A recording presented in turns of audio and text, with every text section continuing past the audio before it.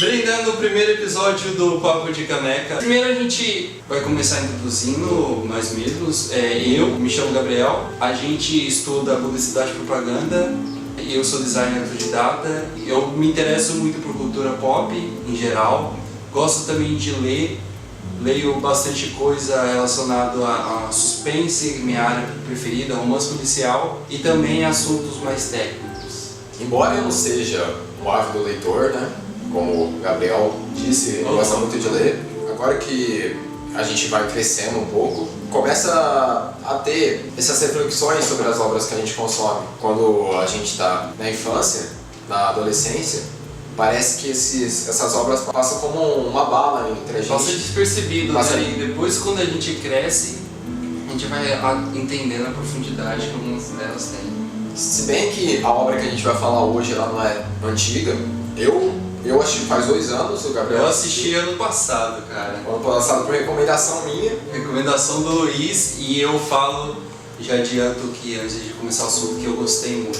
É um dos desenhos tipo de minissérie, série da Cartoon Network, uma das melhores que eles fizeram, mesmo sendo curta. E é curtinho, né? Se você for pegar, dá pra você assistir num dia, maratonando. São episódios de 10 minutos, mais ou menos, cada. E cada episódio ele tem uma fluidez muito boa, né? Você consegue assistir. Ele é bem episódico, só que ele tem a decorrência dos fatos. Não é que nem algumas histórias trabalham esse ritmo episódico, interferindo diretamente no ritmo da história. Que ela, às vezes, acaba quebrando a cronologia. Overgarden Wall, ele tem, sim, um ritmo episódico, embora ele tenha um fim, tem um meio e tem um final. A gente pode dizer que cada episódio tem um começo, meio e fim? Sim, cada episódio tem começo e fim, só que o fim desse vai se conectar com o começo do outro. Isso é mais evidente até o episódio 5. Daí pra frente começa a se costurar uma história um pouco mais remendada, um pouco mais com mais detalhes. Lembrando que nessa parte do vídeo a gente vai falar sem spoilers. A gente vai deixar os spoilers pro final do vídeo, então pra quem não assistiu, tem vontade de assistir, a gente vai dar uma introdução sobre o enredo, sobre os personagens, e a gente vai falando a respeito da animação, dessa animação que é muito boa. Antes do final do vídeo, que a gente vai comentar as teorias que a gente acha que é relevantes para agregar uma conversa da série, tipo, que você vai levar, você vai ter com um amigo que assistiu a série. Você pode assistir já sabendo das teorias, que já pode deixar você já mais encabulado, né, já mais pensando nisso. Ou você pode ir com a mente fresca, sem ouvir nada que a gente falou. É uma experiência muito boa também. Eu assisti sem ver nada sobre a série, apenas a recomendação. Eu falei, não, eu vou ver, vou dar uma chance, né? E acabei me surpreendendo bastante depois que eu fui ver as teorias. E aí fui formulando as minhas próprias teorias, que a gente vai falar aqui depois. Isso. Então eu vou começar a falar um pouco do enredo, né, de Overgarden Wall, começando com o background da história, que ela se passa no desconhecido, a floresta do desconhecido. O episódio começa com eles já sem saber onde eles estão, né?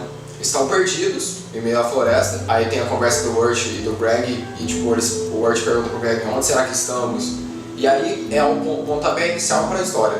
Nem eles, nem nós sabemos onde eles estão. Até que no final da história isso é revelado pra gente. O Urt, né, que é um dos protagonistas. O Urt é o irmão mais velho, né? É o meio irmão mais velho, por parte de pai. Sim, eles não são irmãos de sangue, mas eles são irmãos... Não são irmãos de sangue, são meio irmãos de sangue. São meio irmãos de sangue, na verdade. É meio confuso, né? Confuso. Falando um pouco do Greg, que é o irmão mais novo. O Greg.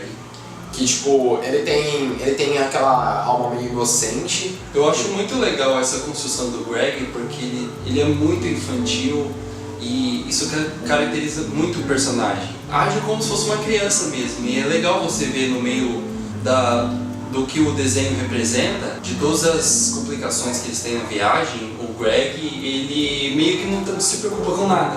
É uma criança. O Urt, ele faz o papel de irmão mais velho, né? De irmão mais velho e até certo ponto irresponsável.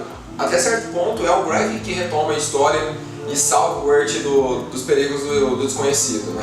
Que mais pra frente da história isso vai acabar acarretando. Qual que é o grande perigo de Overgarden Wall também? É a besta. A besta que é associado à perdição, do desconhecido. A besta vai te perseguir, porque você tá perdido, você não tem um rumo, e ela vai te consumir, vai te fazer esquecer. Por isso que é um desconhecido. Temos também um outro personagem que ele aparece no início da trama, que é o lenhador, né? O lenhador, ele tem um papel fundamental que vai decorrer mais pra frente, mas a gente não vai falar sobre isso agora. O lenhador, ele é como se fosse um servo da besta, né? Até certo ponto, sim. Até certo ponto, porque sim. Ele é tipo ele meio que guia as crianças pra fugirem da besta. Porque ele sabe o mal que a besta faz. E isso fica evidente no final da história. Fala um pouco também dos aspectos técnicos da história agora. O que você achou da fotografia? Cara, eu achei a seleção dos cenários eu achei muito bonito. Cada cenário ele tem um aspecto único. No começo eles começam no bosque, depois a partir do bosque a gente tem mais umas cenas mais sombrias, a gente tem umas cenas também mais claras, né? Tem cenas muito bonitas, bem coloridas. Sim, se deriva bastante da paleta de cores. Da paleta de cores, que é uma paleta que remete um pouco com os tons mais amarelados. Sim, fim de tarde, sabe? Aquela sensação meio que de nostalgia, até meio de melancolia. E a gente pode dizer que no decorrer da trama vai ficando mais sombrio, né? Vai ficando mais sombrio. É como se fosse uma jornada. Mas no começo, tanto no começo que eles estão perdidos, totalmente perdidos, quanto o final que eles realmente se encontraram, o caminho termina na escuridão. Mas é uma escuridão aceitável, que você vai entender mais pra frente se você assistiu o Overguard Wall ou se você já assistiu. A gente recomenda muito, se você não assistiu, por favor, depois desse vídeo, se você tiver tempo, assista. É episódio curtinho, dá pra você assistir ao longo da semana. 10 minutos cada. São 10 episódios de 10 minutos, dá pra você pegar uma tarde e. Numa canecada você já acaba o episódio. A gente pode dizer. Também tem muito da trilha sonora de Overguard Wall. A trilha sonora, eu particularmente, acho que uma das coisas que mais me conquistou foi a trilha sonora. Aí tá aí um ponto que a versão dublada peca um pouco, porque a trilha sonora da versão legendada, da versão original no caso, é tão bonita, tipo, é cantado a abertura. By the milk light of moon, all that was lost is revealed. Our long bygone burdens, mere echoes of the... O desenho, a animação, a gente vai dizer, tem várias canções no decorrer da trama. E cada canção ela é única, ela é bem escrita e ela é bem cantada também na trilha original. Eu gostei da dublagem, tenho minhas ressalvas quanto a alguns personagens. A dublagem ela é boa do anime, do desenho. A música me conquistou muito, principalmente as músicas que o Greg canta. Don't know who she is or how she is or when or why she is, but as for where she is where we will go. To Adelaide, to Adelaide. Come on and join the Adelaide parade. No. Adelaide, to Adelaide. Let's go to Adelaide. Sim. Que ele tem são canções assim Bem divertidas. Tem aquela da Adelaide, né? Adelaide. É que ele vai cantando. Eles cantam, essa animação, essa música. É bem legal. Tem a da Potatoes and Melissos, que essa é a mais... Uma cena mais pra frente. Essa é muito legal, é muito bonitinha, assim, ela é muito infantil, mas ao mesmo tempo, se você perceber... Sim, as camadas. Se você perceber as camadas que ela tem, ela se torna acabando muito profunda, sabe? Você percebe... Nossa, é muito legal. A gente não vai dar spoilers aqui pra E principalmente a música de abertura. Cara, aquela música é excepcional. Indo the Unknown, né? A trilha sonora, eu vou falar que é um dos pontos fortes, segundo a animação. Tanto é que fecha o desenho, tanto é que abre. Falando um pouco das inspirações que eu acho, e acho que muita gente acha também, que já assistiu, já analisou Overguard Wall. Não é, o Patrick McHale nunca falou isso em público, mas é que ele parece muito, se assemelha muito à Divina Comédia. É uma obra do italiano. Essas ligações. Do Dante Alighieri, né? Inclusive vários canais aqui no YouTube já citaram essas ligações, tem correlações. Eu li a obra da Divina Comédia faz muito tempo, acho que eu tinha uns 15 anos na época. Eu não lembro muito assim de cor, mas existe uma certa semelhança. Inclusive cada episódio ele tem uma particularidade, como a gente já falou anteriormente, E assim como a Divina Comédia também, ela é dividida por etapas, né? Ele se assemelha assim nessa questão. Essa parte da Divina Comédia, no caso, ela agrega muito ao subtrama da obra. Essa subtrama, essa coisa que você discute, que você entende da obra. Se você não saber ou que se relaciona com a Divina Comédia, você vai consumir a obra de um jeito um pouco diferente. Quando você já sabe que isso... Não precisa ler Divina Comédia. Não precisa. É um livro, ele é muito, assim, difícil a leitura dele. Eu li o em prosa, né, que é um pouco mais facilitado. Eu li a versão em poesia. É meio difícil, assim, de ler, mas a gente recomenda também. Ele traz uma bagagem muito grande, inclusive porque várias outras obras, elas se apossaram do Divina Comédia, de alguma forma. Falar um pouco também agora do que Over the Garden Wall representa pra você, como obra. Cara, pra mim, eu tive uma experiência muito introspectiva com Over the Garden Wall, porque eu sou o tipo de pessoa que não consigo assistir tudo de uma vez, sabe, maratonar. Eu prefiro pegar cada episódio, depois ficar pensando, levar um dia pra refletir, pra assistir outro episódio.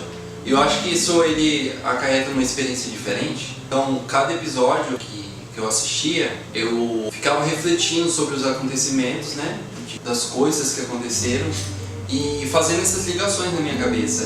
O final, assim, foi uma coisa que, tipo, eu sentia um vazio, assim, sabe? Foi um desenho que... Um grande baque, né? O que você pensa? O desenho da Cartoon Network vai ter aquela trama um pouco mais mamão com açúcar. Não A diria gente que pode dizer que é um todas as- desenho infantil? Ele é infantil, sim. Se você for uma criança e assistir esse desenho, tipo, na minha época... Eu me é, imagino eu, pequeno Gabriel, assistindo Over the Garden Wall. Cara, quando eu era criança, Esse é- eu assisti no Naruto, velho. Eu acho que eu ia gostar, mas eu não ia entender. Eu assisti no Yu-Gi-Oh! E a galera falando que aquelas cartas eram do demônio. Eu acho que todo desenho tem sua... A minha mãe queimou todas as minhas cartas. Minha tia levou minhas cartas embora, cara. Trauma. Acho que toda pessoa... E eu tinha um exótico completo, velho.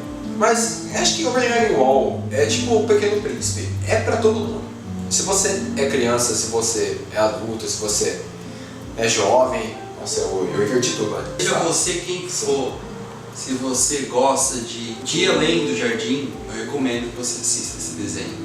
Bom, Over the Garden Wall representou pra mim, como eu disse anteriormente, que tipo, quando a gente começa a crescer, começa a ter uma mentalidade um pouco mais estruturada, você começa a refletir bastante sobre os desenhos, sobre as obras que você vê.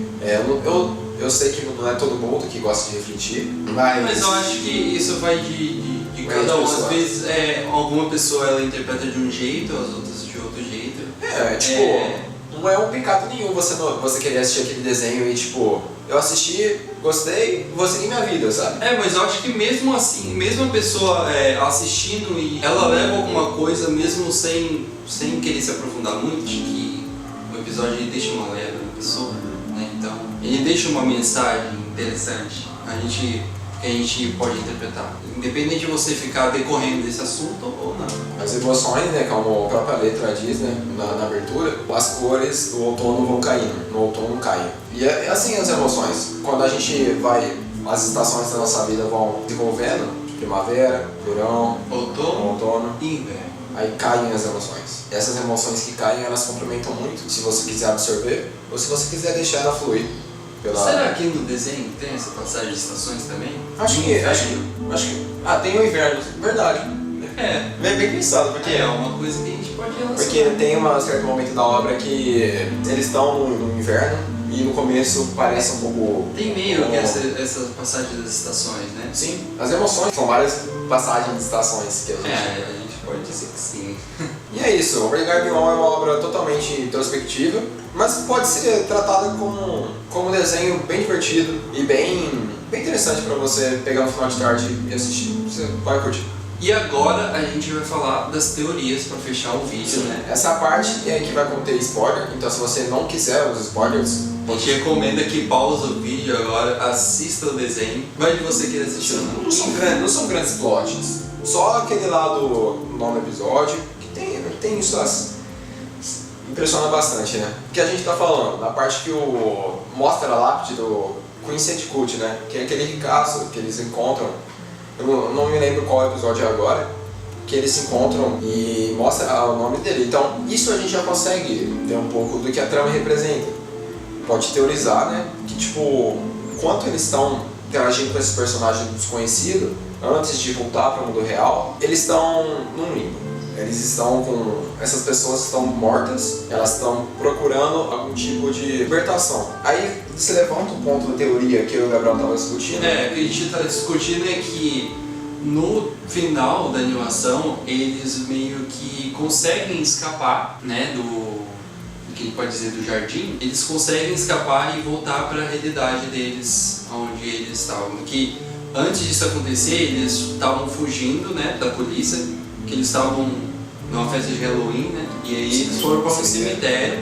E aí depois a polícia veio, mas não no sentido de prender eles, apenas quis fazer uma brincadeira, os próprios policiais quiseram fazer uma brincadeira com as crianças.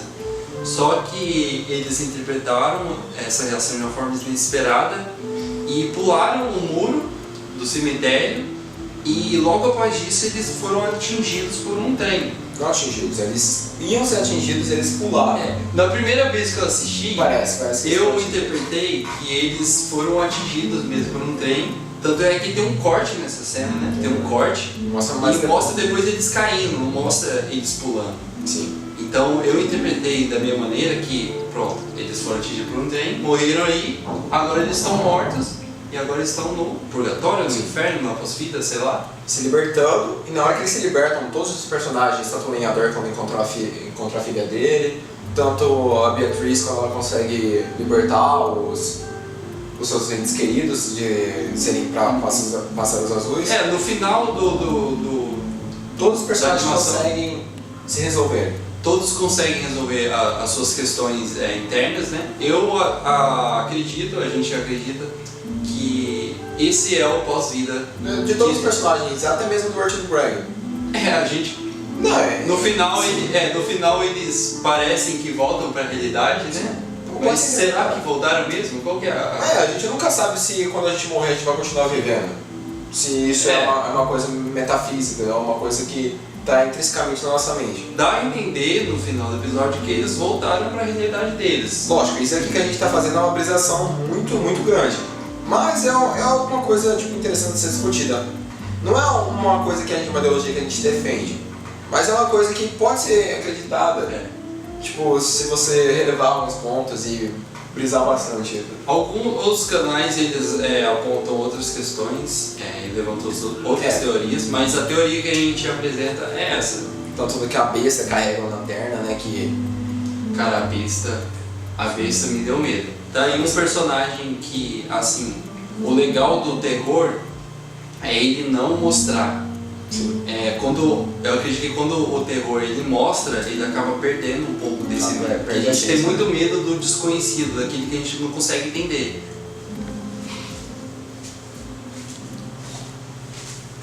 Bate palma isso aqui, eu tô... Vou comer um monte de beijo.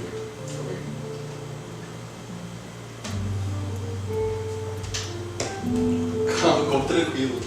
Bom, terminando, né, com a última metáfora que eu acho que absorvi.